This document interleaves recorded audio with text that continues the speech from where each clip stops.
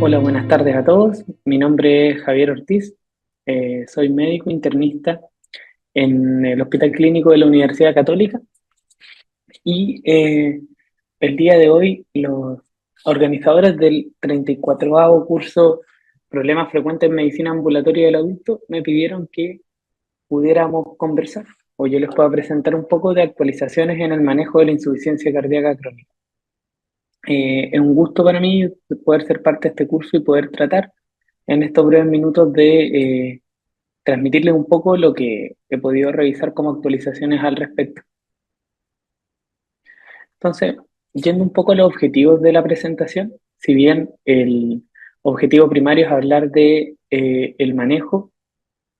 farmacológico de la insuficiencia cardíaca en todo el espectro de la fracción de eyección, me gustaría partir un poco por definir la insuficiencia cardíaca y sus subtipos, describir sus mecanismos fisiopatológicos y su rol en el manejo posterior, mencionar brevemente las bases del diagnóstico y sus complejidades, y para con eso, con esa base teórica, describir el tratamiento farmacológico de la insuficiencia cardíaca en todo el espectro de la fracción de eyección, los grados de evidencia al respecto, y tratar de ordenarnos un poquito respecto a lo que podríamos ir viendo en la práctica clínica habitual.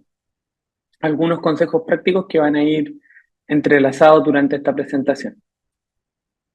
Entonces, lo primero es que tenemos que definir el problema. La insuficiencia cardíaca, como todos ustedes sabrán, corresponde a un síndrome clínico, o sea, es un cuadro que tiene manifestaciones clínicas eh, típicas de este síndrome, en que una anomalía cardíaca, estructural o funcional, lleva a la incapacidad del corazón para aportar un gasto cardíaco acorde a las demandas tisulares o hacerlo con un aumento de las presiones intracardíacas, ya sea en reposo o actividad.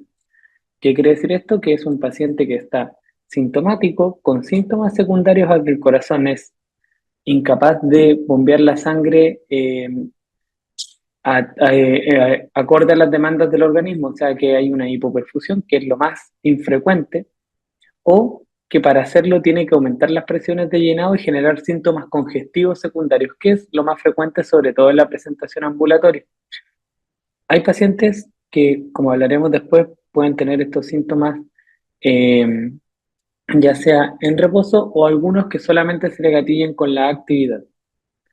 Es muy importante que la insuficiencia cardíaca es un síndrome bien amplio, que,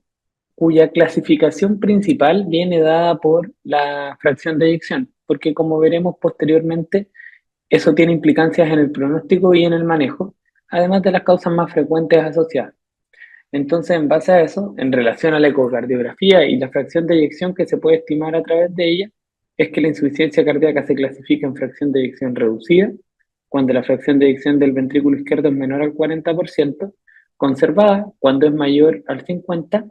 y lo que antes se llamaba en rango medio, pero que actualmente se llama ligera o moderadamente reducida, que es entre 40 y 50%. Es bien importante que existen otras clasificaciones. La clasificación de la AJA habla un poco de el riesgo y el avance de la enfermedad, que puede pasar desde pacientes AJA, que son pacientes solamente con factores de riesgo de insuficiencia cardíaca, AJA B cuando ya desarrollaron la alteración cardíaco-funcional pero asintomática, C cuando ya están en una etapa sintomática y D cuando ya están en una etapa sintomática avanzada de la enfermedad. Entonces, este es un problema de salud frecuente y probablemente ese sea el motivo por el cual a mí me pidieron que tratara de ayudar con esta clase.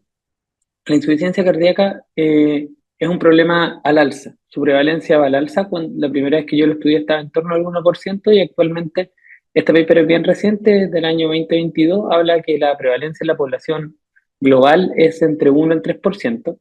La prevalencia global va al alza con un aumento de la prevalencia de la insuficiencia cardíaca con fracción de eyección preservada y una tendencia a la estabilización por el mejor control de los factores de riesgo y de los eventos causales de la insuficiencia cardíaca con fracción de eyección reducida. Es bien importante que su incidencia es bien frecuente, se diagnostiquen 1 a 20 pacientes por cada 1000 pacientes año o por cada 1000 personas, Su incidencia ha estado más bien estable, con una disminución marcada de la insuficiencia cardíaca, de la incidencia de la insuficiencia cardíaca con fracción de eyección reducida, y una tendencia a la baja de la insuficiencia cardíaca con fracción de eyección preservada en los países desarrollados. En general, esto es bien importante, es una causa súper frecuente de hospitalización, es la causa más frecuente de hospitalización en los mayores de 65 años en la literatura norteamericana, con una elevada mortalidad intrahospitalaria que ronda más o menos del 4 al 9% y una elevada tasa de rehospitalización, con los costos que ello conlleva. Tiene más o menos una tasa de rehospitalización de 50% a 6 meses y por supuesto que eso se asocia a elevados costos en salud. Entonces, en cuanto un poco a la fisiopatología de la insuficiencia cardíaca, vamos a tratar de distinguir un poco la insuficiencia cardíaca con fracción de eyección reducida y de la preservada, pensando en las implicancias que ello tiene para el manejo también. En el caso de la insuficiencia cardíaca con fracción de eyección reducida, hay una lesión o acúmulo de lesiones iniciales, que puede ser infarto, que comprometa la masa ventricular, pueden ser valvulopatías, puede ser, por ejemplo, cardiotóxicos, no sé, quimioterapias como las antraciclinas o el trastuzumab, o tóxicos como el alcohol, causas nutricionales, entre muchas otras, que llevan a una lesión inicial o a un compromiso inicial de la función miocárdica.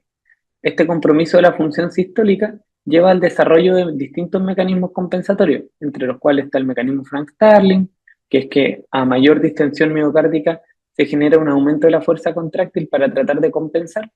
pero eso tiene un límite, por supuesto. Se genera hipertrofia ventricular, que es un fenómeno que inicialmente es beneficioso al permitir tener más masa ventricular que permita movilizar la sangre, pero que con el tiempo, por los cambios degenerativos secundarios, va a llevar un compromiso mayor de la función sistólica. Y lo más importante, porque tiene implicancias en el manejo, es la activación neurohumoral secundaria. En este caso hay dos sistemas centrales, si bien podríamos hablar de un tercero que participa, pero lo central es que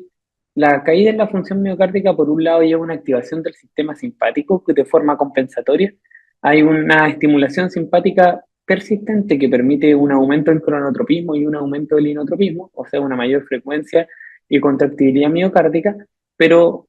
a largo tiempo esto termina siendo tóxico y lleva a una down regulation de los receptores beta adrenérgicos, además de favorecer la fibrosis miocárdica y generar un estímulo para la secreción de renina a nivel del aparato yuxtaglomerular. Todo lo cual lleva con el tiempo a fenómenos deleterios y a remodelado cardíaco patológico. Por otro lado, tenemos el sistema renina-angiotensina-aldosterona, cuya actividad lleva una vasoconstricción sistémica para tratar de elevar la presión arterial en respuesta a esta caída de la llegada de sodio a la mácula densa, un aumento de la retención hidrosalina en el mismo sentido, y cambios crónicos que llevan a la hipertrofia, fibrosis vascular y miocárdica, comprometiendo nuevamente la función miocárdica. Es por esto que, como veremos en un ratito, los principales mecanismos o los principales objetivos terapéuticos son modificar esta activación neurohumoral a través de distintos medicamentos que conversaremos en breve. Por otro lado, algo que es mucho más complejo es la insuficiencia cardíaca con fracción de eyección preservada, porque se ha visto que presenta un amplio fenotipo de enfermedad con múltiples mecanismos fisiopatológicos que pueden comprometer de forma variable y sumativa la función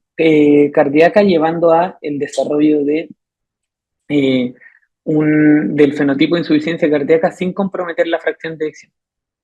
Previamente, o se creía que el mecanismo central que llevaba al desarrollo de la insuficiencia cardíaca con fracción de eyección preservada era el aumento de la rigidez ventricular secundario a factores de riesgo crónicos como lo son la hipertensión persistente, que llevaba al desarrollo de la hipertrofia ventricular izquierda en respuesta a la sobrecarga de presión. La hipertrofia ventricular izquierda llevaba a un aumento de la masa en miocardiocitos y además a un aumento de la fibrosis, y eso generaba una alteración estructural que finalmente llevaba a un aumento de la rigidez ventricular y un aumento de las presiones de llenado. Si bien es efectivamente un mecanismo importante y la hipertensión es uno de los factores de riesgo más importantes para el desarrollo de insuficiencia cardíaca con fracción de eyección preservada, hay muchos otros que colaboran. cuyo aporte relativo es variable de paciente a paciente. Por ejemplo, hay un aumento de la rigidez arterial, pueden haber fenómenos isquémicos que comprometan la función de relajación, que es un fenómeno activo a nivel del corazón. También la obesidad es un factor driver central dentro del desarrollo de insuficiencia cardíaca con fracción de eyección preservada, porque lleva a un aumento de la rigidez vascular, lleva a un aumento de la rigidez miocárdica, el aumento de la adiposidad lleva a un aumento de la restricción miocárdica secundaria al compromiso del pericardio, entre muchos otros factores. Como ven, esto es mucho menos ordenado, por así decirlo, o nuestro entendimiento es mucho menos ordenado que en el caso de la insuficiencia cardíaca con fracción de eyección reducida, lo cual ha llevado a que nos cueste desarrollar fármacos que ataquen el fenómeno fisiopatológico central, porque no es un solo fenómeno fisiopatológico y por tanto hacia lo que está avanzando la insuficiencia cardíaca con fracción de eyección preservada o hacia donde se desea avanzar es a tratar de identificar correctamente el fenotipo del paciente para ir probando una aproximación probada, eh, adecuada al fenotipo. eh, y hasta hace muy poco tiempo no existía ningún medicamento que haya demostrado mejorar los resultados clínicos, que es algo que cambió recientemente y que vamos a hablar. Entonces, en la insuficiencia cardíaca con fracción de eyección preservada, a lo largo de todo el fenotipo de la enfermedad se van sumando factores. Como ven, esto es una línea temporal de un paper que les recomiendo, que quedó la cita ahí, eh, que habla un poco de las primeras cosas que se van alterando es la capacidad de relajación del ventrículo izquierdo por múltiples causas, su función longitudinal y su compliance, además de ir aumentando la presión vascular pulmonar, inicialmente solo en relación a la actividad. Este aumento o esta alteración en la función diastólica del ventrículo izquierdo lleva a que la aurícula izquierda tenga que funcionar a más altas presiones y va a llevar a una caída de su compliance, a un remodelado y a un aumento de volumen que van a llevar al desarrollo de fibrilación auricular e incluso al desarrollo de una insuficiencia mitral.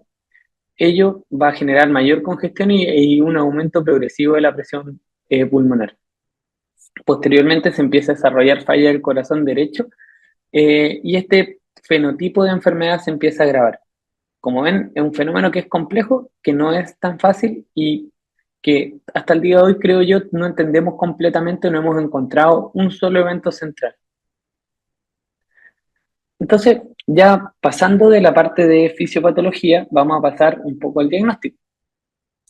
En el diagnóstico hay cosas que son bien importantes. El diagnóstico primero de insuficiencia cardíaca se realiza en base al cuadro clínico que hablábamos, son síntomas secundarios. En primer lugar a la congestión, como lo puede ser la congestión pulmonar, la presencia de crépito, la presencia de distensión venosa yugular, el edema de extremidades inferiores, la disnea paroxística nocturna, entre otros, sumado a evidencias de alteración cardíaca estructural o funcional. Uno de los elementos que se ensalza harto en la guía es el uso de los péptidos natriuréticos. Los péptidos natriuréticos, el ProBNP, el BNP y el ANP, son péptidos secretados en relación a la distensión de las aurículas y cuya elevación dice relación con la presencia de sobredistensión a nivel cardíaco que se correlaciona con insuficiencia cardíaca. Su principal rol es su valor predictivo negativo cuando está normal, y existen distintos cortes para el distinto péptido natriurético en el escenario crónico. Ahora bien, algo que se debe considerar también es que,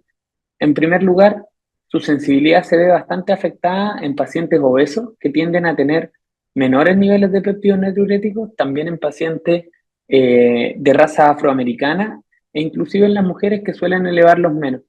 Entonces, eso hace que el diagnóstico no pueda solamente ante la duda, los péptidos natriuréticos no permiten descartar 100%. Y por otro lado está la ecocardiografía. El ecocardiograma es el examen de elección para el diagnóstico inicial de una insuficiencia cardíaca. Permite determinar la fracción de eyección que tendrá una serie de implicancias terapéuticas que hablaremos después y permitirá buscar causas, alteraciones en la motilidad segmentaria que hablen de isquemia, alteraciones valvulares que puedan dar cuenta del origen del cuadro. o alteraciones funcionales como alteraciones en la relajación, evidencia del aumento de presiones de llenado, que no viene al caso de discutir en detalle, pero existen bastantes manifestaciones que puede servir, para las que puede servir la ecografía. Es importante que en el caso de insuficiencia cardíaca con fracción de eyección preservada, cuyo diagnóstico es más difícil, existe un porcentaje no minoritario de los casos que las alteraciones ecocardiográficas o las alteraciones cardíacas, tanto estructurales como funcionales, ocurren solo en actividad y pueden requerir estudios con actividad o estudios con estrés. Entonces, para el diagnóstico, como hablábamos, este es el algoritmo propuesto por la guía europea. Habla de que la sospecha de la insuficiencia cardíaca se establece en base a los factores de riesgo, los síntomas o signos y un electro anormal. Con un NT-proBNP mayor a 125 o un BNP mayor a 35 es compatible y hay sospecha con insuficiencia cardíaca crónica y recomiendan ir a la ecocardiografía. Si los hallazgos ecocardiográficos son anormales, uno confirma la insuficiencia cardíaca, establece la fracción de eyección y con eso determina la etiología y el tratamiento. Es bien importante que en nuestro medio están menos disponibles los péptidos natriuréticos, entonces uno podría ir directamente a la ecocardiografía con la, el retraso en el diagnóstico que puede implicar, sobre todo cuando hay poca disponibilidad. Eh, Como les contaba hace un ratito, el diagnóstico es mucho más complejo en falla cardíaca con fracción de eyección observada. Los péptidos natriuréticos pueden ser normales en un tercio de los pacientes. La ecocardiografía normal no permite excluir el diagnóstico porque hay un porcentaje no menor de los pacientes que solamente evidencia alteraciones con el ejercicio o con la actividad física. Entonces, en el caso de la insuficiencia cardíaca con fracción de eyección preservada, les traje esto, que es un poco en el paciente con disnea de esfuerzo no explicada, cuando uno debiese perseguir con mayor detalle la insuficiencia cardíaca con fracción de eyección preservada. La verdad es que si el diagnóstico es claro, uno queda tranquilo con eso. Si ya tiene alteración en el ecocardiograma, tiene una aurícula izquierda dilatada, tiene alteración de la razón EA o EE', que hablen de alteraciones en la relajación, uno queda tranquilo. Pero en el caso de pacientes que aún uno no tiene una causa muy clara, pese al estudio inicial y ha descartado otras causas, el uso de scores de riesgo, como lo puede ser el H2FPF score o el HFA-PF score, permiten determinar la probabilidad de el paciente de tener efectivamente insuficiencia cardíaca con fracción de eyección preservada, que explique su disnea no explicada y tomar una conducta al respecto, o confirmar el diagnóstico, o descartarlo, o ir a test confirmatorios como podría ser un sondeo cardíaco derecho de estrés. Importante que se fijen que en el H2FPF score pesan los factores de riesgo que hablábamos que existían, que eran la obesidad, la hipertensión, la presencia de fibrilación auricular, la presencia de hipertensión pulmonar, la edad y el aumento de las presiones de llenado. Y con eso uno puede determinar de forma rápida el riesgo potencial del paciente efectivamente tener insuficiencia cardíaca con fracción de eyección preservada. ¿Por qué me quise detener en el diagnóstico? Porque es bien importante saber que es difícil y que por lo tanto los estudios también tuvieron que lidiar con esto para poder llegar para poder hacer los criterios de inclusión de su población. Y ahora pasamos a la parte central de la presentación, a la parte de tratamiento, que es un poco los mensajes que se me pidió que les entregase el día de hoy. Entonces, hay medidas comunes que son transversales a todo el espectro de la insuficiencia cardíaca. En este caso, las bases del tratamiento fueron sacadas de la guía europea de la sociedad, o sea, la guía de insuficiencia cardíaca tanto de la Sociedad Europea de Cardiología del 2021 como de la Sociedad Americana del 2022, además de la actualización como enfocada el año 2023 de la Sociedad Europea de Cardiología. Entonces, de las medidas comunes, una de las cosas centrales en la que todos tenemos que ser eh, muy proactivos es en educar al paciente. Todos los pacientes deben ser educados respecto al diagnóstico, las implicancias que tiene, los síntomas de alarma y también cuándo consultar. Eso se ha demostrado que al ser el paciente de insuficiencia cardíaca manejado de una forma multidisciplinaria con programas que existen al respecto. En nuestra institución tenemos uno liderado por el equipo de cardiología. Eso ha demostrado mejorar resultados clínicos en los pacientes y es algo en lo que todos podemos ayudar, en educar, en decirle al paciente que si gana peso en 2 días, eso probablemente es líquido que está reteniendo y por lo tanto requiere una evaluación médica o ajustar las dosis de diuréticos. Son cosas que se pueden hacer, que no implican un gasto de recurso mayor y que ayudan a los pacientes de forma significativa. En cuanto a evitar el exceso de sal, que es una intervención que habitualmente indicamos en los pacientes que tienen insuficiencia cardíaca, hay que saber que la restricción muy agresiva es bien controvertida. La evidencia al respecto de que evite la retención de fluidos es más bien controversial. Y en etapas avanzadas inclusive puede ser deleteria y aumentar la mortalidad. O sea, en el paciente que ya está crónicamente hipotenso por su insuficiencia cardíaca, la restricción de sal no es algo que haya demostrado un beneficio consistente en los estudios. La recomendación actual es, al diagnóstico, tratar de restringir la sal, ojalá a 2 gramos de cloruro de sodio al día, pero siempre estar reevaluando la tolerancia a esta intervención. En cuanto a la actividad física debe ser algo central en el manejo de la insuficiencia cardíaca en globo, idealmente a través de programas estandarizados que permitan el aumento progresivo y supervisado de la carga de ejercicio, siempre limitándose un poco a las limitaciones que pueda presentar el paciente, porque permite mejorar la capacidad funcional y la calidad de vida de los mismos. Lo ideal es que, como probablemente tendrán, o se les transmitirá a lo largo de de las distintas clases del curso, la actividad física es una intervención que solamente permite outcome positivo para prevención y por lo tanto lo ideal es que en nuestro rol como médicos tengamos un rol en promover la actividad física de nuestros pacientes, ojalá antes de que se enfermen, y en este escenario de insuficiencia cardíaca, la actividad física, como les decía, idealmente guiada en programas de rehabilitación, pero como eso está más difícil de armar, al menos fomentar la actividad física progresiva permite mejorar la capacidad funcional y la calidad de vida de los pacientes. En cuanto a las inmunizaciones, estos pacientes tienen indicación de inmunización contra el neumococo y la influenza, ya que pudieran mejorar los outcomes cardiovasculares y la mortalidad global. Y finalmente, una piedra angular de todo el manejo de la insuficiencia cardíaca a lo largo del espectro de la fracción de eyección es el uso de diuréticos en caso de congestión. Los diuréticos preferidos son los diuréticos de ASA. No hay ningún estudio que haya evaluado el beneficio en mortalidad dado por los diuréticos, porque la verdad es que en el caso de congestión es la intervención que tiene más evidencia, o sea que siempre se ha sabido que funciona y por lo tanto nadie ha ido a estudiar si es que a un paciente se le podría no dar diuréticos estando congestionado. Como les digo, lo ideal, lo más utilizado es el uso de diuréticos de ASA de primera línea, y en caso de pacientes refractarios uno podría plantear el bloqueo secuencial tubular, o sea, agregar un segundo diurético a una familia distinta, que o sea, permitiría una eliminación de fluidos más agresiva. Es importante mencionar que los diuréticos se titulan contra la congestión. Eso quiere decir que si es que el paciente ya no está congestivo de forma ambulatoria, uno puede ir bajando los diuréticos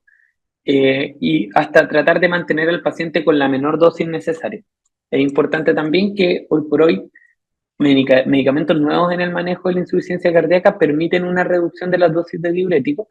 y que el uso de diuréticos debe ser idealmente monitorizado con exámenes, sobre todo al inicio cuando uno está y cuando uno los titula al alza, pensando sobre todo en las alteraciones hidroelectrolíticas y de la función renal que pueden haber secundarias. Entonces, para resumir un poco este mensaje de las medidas comunes, es importante educar a los pacientes, evitar el exceso de sal, es algo más bien controvertido, pero en etapas iniciales se hace. En cuanto a la actividad física hay que promoverla, al igual que las inmunizaciones, y el uso de diuréticos queda delimitado a la presencia de congestión y debe ser titulado de forma individual con el paciente. Entonces ahora vamos a hablar de la insuficiencia cardíaca con fracción de eyección reducida y de su tratamiento farmacológico. Y esta es una foto de la película de los Cuatro Fantásticos, porque hay 4 familias de medicamentos que tienen un rol demostrado en mejorar los resultados tanto mortalidad global como cardiovascular en estos pacientes y es en lo que nos vamos a centrar ahora. En primer lugar, están los inhibidores del sistema renina-angiotensina. Como hablábamos en un principio, eh, los, el sistema renina-angiotensina está crónicamente activado en estos pacientes con los efectos deleterios que ello conlleva. Eh,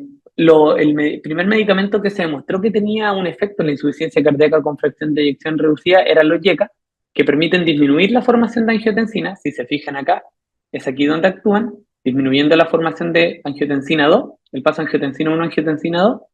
y además aumentan la formación de, o sea, disminuyen la degradación de bradicininina, y eso lleva por efecto, por ejemplo, sus efectos adversos como la tos y el angioedema. Por otro lado, los ARA2 bloquean directamente la acción de la angiotensina a nivel de su receptor AT1. De sus efectos son vasodilatadores, disminuyen el remodelado cardíaco y renal patológico y disminuyen la retención hidrosalina. Tienen demostrado una disminución en la mortalidad, hospitalizaciones por insuficiencia cardíaca y generan mejoría en los síntomas. Y de las precauciones que hay que tener siempre, el angioedema, la disfunción renal con creatinina mayor a 2.5, se recomienda la guía son, dependiendo de la guía, hay algunas que son más cautas y que recomiendan no utilizarlo o monitorizar de forma estricta el potasio, dado que puede generar riesgo de desarrollo de hipercalemia. Por otro lado, la novedad en esta familia de medicamentos es el que no es tan novedoso, pasó hace 10 años ya que se publicó el estudio pivotal, es el uso del sacabutrilo valsartán. El sacabutrilo es un inhibidor de la neprilicina. La neprilicina es una enzima que degrada los péptidos natriuréticos en fragmentos inactivos. Por lo tanto, al aumentar los niveles de péptidos natriuréticos se favorece la diuresis y la natriuresis, además de favorecer la relajación miocárdica y disminuir la secreción de renina y aldosterona y el remodelado cardiovascular patológico. Por otro lado, se tienen que ocupar siempre asociado a un ARA2 o a un antagonista del receptor de angiotensina, principalmente porque se vio que cuando se utilizaba de forma aislada la, la, el sacabutrilo, aumentaba el riesgo cardiovascular y de hospitalizaciones, y al utilizarlo combinado se demostró el beneficio que permite rebalancear el sistema neuromoral eh, y generar un beneficio clínico. El estudio original demostró un beneficio adicional sobre los YECA, se comparó con enalaprilo, sobre reducción de hospitalizaciones, mortalidad cardiovascular y mortalidad por cualquier causa, además de mejoría sintomática. Por otro lado, en estudios subsecuentes también se ha demostrado un beneficio sobre el remodelado cardiovascular patológico y un aumento de la fracción de eyección del ventrículo izquierdo secundario a su uso. Sus principales efectos adversos son el desarrollo de hipotensión, son más hipotensores el, que los llega valorado, y el angioedema en un 0,4%. Este es el estudio original, el Paradigm, tiene un N8442 pacientes que tenían insuficiencia cardíaca con fracción de eyección menor a 40%, que posteriormente se hizo un ajuste al protocolo a 35%, elevación de ProBNP o BNP, o una hospitalización reciente por insuficiencia cardíaca en el último año. Y se vio que el sacabutrilo valsartán, como ven acá, que es el LSZ696, fue superior al enalapril. Ojo que este estudio vio que el paciente tolerara tanto enalapril como sacabutrilo valsartán en reducción de las hospitalizaciones por insuficiencia cardíaca, en mortalidad cardiovascular y mortalidad general, que al separarlo por sus componentes también se vio que mantuvo la significancia estadística. Estudios posteriores como Pioneer y Transition han demostrado que su inicio agudo y sin uso previo de YECA es seguro, porque hasta las guías anteriores se recomendaba que siempre fuera en pacientes que ya siempre su inicio fuera en pacientes que ya hayan ocupado YECA o ARA2, pero actualmente en estudios más recientes se ha visto que su inicio puede ser en pacientes vírgenes a terapia que actúe sobre el sistema renina-angiotensina-aldosterona y generar un beneficio clínico mayor, por lo que las guías americanas del 2022 lo recomiendan como de primera línea. El sacabutrilo valsartán o Entresto, claramente es un medicamento que tenemos menos disponible en Chile que hay en general en las unidades de cardiología y que tiene un mayor costo, pero es importante saber que efectivamente genera un beneficio adicional y si se pudiera usar sería aquello con lo cual partir. Estos son los beneficios, como ven, todos tienen beneficios en mortalidad global, con sus respectivos estudios pivotales, en mortalidad por causa cardiovascular, eh, y como les contaba, también en mejoría sintomática. Entonces, la recomendación, como hablábamos, es que lo ideal es partir con un inhibidor de angiotensina, o sea, un inhibidor de la neprilicina y antagonista del receptor de angiotensina, pero si no se puede, los YECA y los ARA2 son una buena alternativa que tiene beneficio en mortalidad cardiovascular y mortalidad global también. Posteriormente pasamos a hablar de los betabloqueadores. El uso de los betabloqueadores basados en la evidencia, esto es bien importante porque son solo estos 3 betabloqueadores los que tienen evidencias consistentes de mejoría de outcome cardiovascular en insuficiencia cardíaca, que son el metoprolol succinato, el carvedilol o el bisoprolol, permiten disminuir la mortalidad global y cardiovascular, la muerte súbita cardíaca y las hospitalizaciones por insuficiencia cardíaca. El efecto en un metaanálisis grande pareciera perderse en pacientes en fibrilación auricular, pese a lo cual la recomendación es transversal e independiente del ritmo de base de ocupar los beta bloqueadores. Se debe vigilar su efecto inotrópico negativo, por lo que esto es bien importante, se debe iniciar en pacientes clínicamente estables, no en pacientes que tengan una taquicardia compensatoria, por ejemplo, a un cuadro de bajo gasto, porque en ese caso uno llevaría un mayor inotropismo negativo y mayor deterioro de la función cardíaca. Además, se debe vigilar el cronotropismo negativo y el riesgo de broncoespasmo, sobre todo en agentes no beta-1 selectivos como el carvedilol. Como ven, hay un efecto claro en mortalidad de todas las causas, en hospitalizaciones cardiovasculares y en muerte súbita cardíaca. Por lo que los betabloqueadores se recomiendan como terapia de base para todo paciente con insuficiencia cardíaca con fracción de eyección reducida. Después tenemos a los antagonistas de mineralocorticoides, o sea, la espironolactona y la eplerenona, que permiten un bloqueo adicional al sistema renina-angiotensina-aldosterona actuando directamente sobre el receptor de aldosterona. Se ha demostrado que disminuyen la mortalidad global y las hospitalizaciones por insuficiencia cardíaca, además de mejorar los síntomas en pacientes con insuficiencia cardíaca con fracción de eyección reducida. Se deben tomar precauciones o evitar en casos de creatinina mayor a 2.5 o hipercalemia mayor a 5.5, dado que aumentan de forma significativa el riesgo de hipercalemia que puede ser letal. En general, se ocupan a dosis más bien bajas, son las dosis que están demostradas con la evidencia, vamos a llegar a hablar de eso, por lo que su efecto antihipertensivo suele ser menor. Entonces, la recomendación es que se utilicen en los pacientes con insuficiencia cardíaca o con fracción de eyección reducida para reducir el riesgo de hospitalización por insuficiencia cardíaca y de mortalidad. Finalmente, lo más nuevo hoy por hoy en cuanto a la evidencia o los nuevos fármacos que se han desarrollado son los inhibidores de SGLT2, los cuales, tanto la dapaglifosina como la empaglifosina, permiten disminuir las hospitalizaciones por insuficiencia cardíaca, la mortalidad cardiovascular y global, independiente del estatus de diabetes de los pacientes. O sea, si el paciente no es diabético, el beneficio está demostrado igual. El mecanismo aún es poco claro. Hay hartas teorías respecto a cómo mejoran los inhibidores de SGLT2 la función y los resultados cardiovasculares, pero se cree que puede influir la natriuresis, la mejoría en la función vascular, reducción de la presión arterial y cambios en el metabolismo celular. Y como pueden ver, en mortalidad global, si bien en el Emperor Reduce el efecto era no significativo, en el metaanálisis se ve que hay un efecto significativo de estos medicamentos. En mortalidad cardiovascular lo mismo y en hospitalizaciones también. Por lo tanto, también en pacientes con insuficiencia cardíaca con fracción de eyección reducida,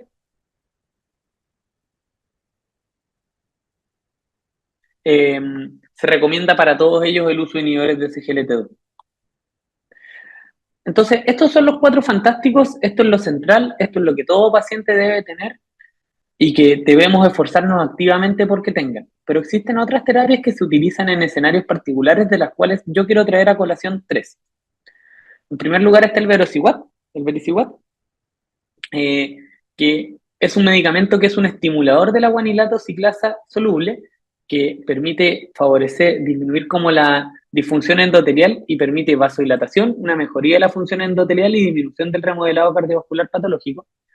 El estudio que ha demostrado su beneficio es el estudio Victoria, que era en pacientes de alto riesgo, con fracción de eyección menor a 35%, péptidos natriuréticos elevados y hospitalización o uso de diurético endovenoso en los últimos 6 meses, que ya se encuentran con los cuatro fantásticos.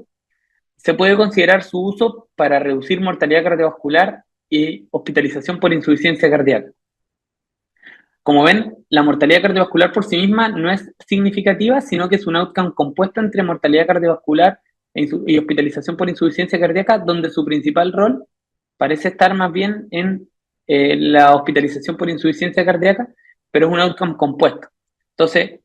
esto podría ser pensado sobre todo, pero solamente después de tener optimizado al paciente en terapia médica óptima. Por otro lado, la hidralacina isosorbida es una combinación de un vasodilatador arterial como la hidralacina y un vasodilatador venoso. Disminuye la pre y poscarga cardíaca y se puede considerar ante la contraindicación para inhibidores del sistema renina-angiotensina, o se puede agregar a la terapia médica óptima en pacientes afroamericanos con fracción de eyección menor o igual a 35%, que persistan sintomáticos siendo beneficiosos en remodelado cardíaco y mortalidad. El estudio AHEFT, que es el estudio original, es un estudio que no es tan grande, pero que en población de raza afroamericana demostró este beneficio. Por lo tanto, sobre todo en esa población es donde se puede considerar. Y finalmente, la ibabradina es un inhibidor del canal Fanny Channel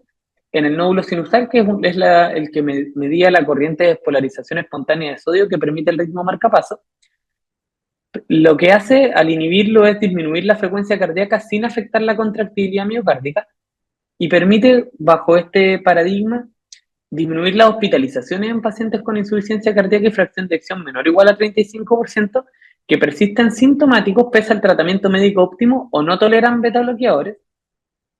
y tienen una frecuencia cardíaca mayor o igual a 70 latidos por minuto siempre y cuando se mantengan en ritmo sinusal. O sea, es un escenario bien acotado aquel en el que se pueden utilizar. Como ustedes pueden ver,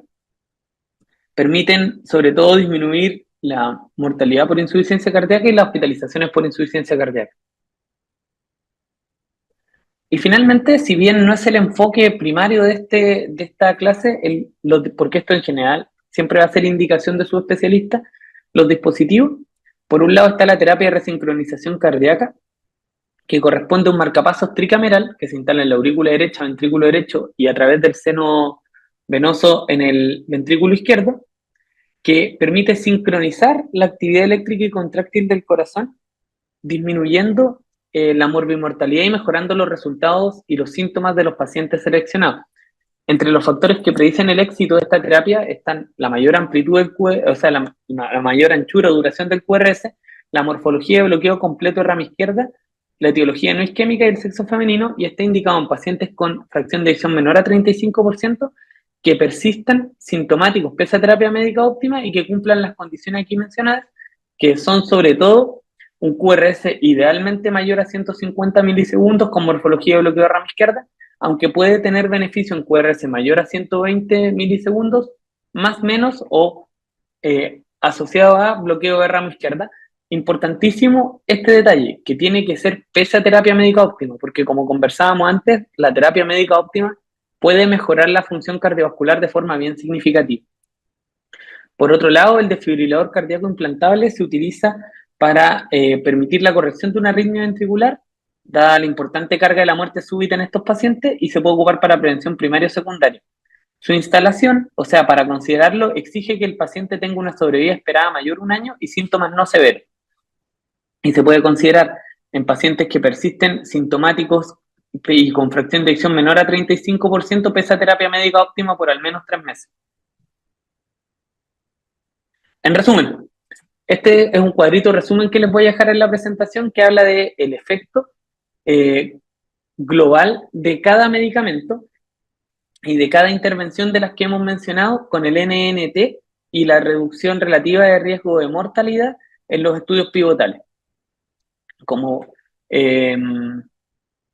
eso. Y esto es un análisis que me pareció bien bonito, que es de estimar, estimar como los beneficios a largo plazo de la terapia médica óptima, eh, que es un estudio que se tomaron los resultados de los estudios pivotales de los antagonistas receptores de mineralocorticoides, los ARNI y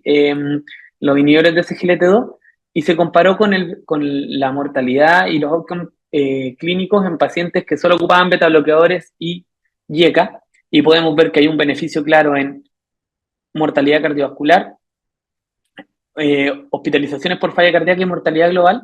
que otorgan inclusive 6.3 años de sobrevida global al ocupar terapia médica óptima sobre solo beta bloqueadores más YECA. O sea, un beneficio bien significativo. Entonces, este es el resumen. Los cuatro fantásticos como base de la terapia en caso de sobrecarga de volumen diurético y considerar el uso de dispositivos o de otros fármacos adicionales ante las disquisiciones que ya conversábamos. Ahora, es bien importante que el fármaco inicial primario dependerá de las características del paciente. Las hospitalizaciones se pueden aprovechar para ir iniciando los fármacos.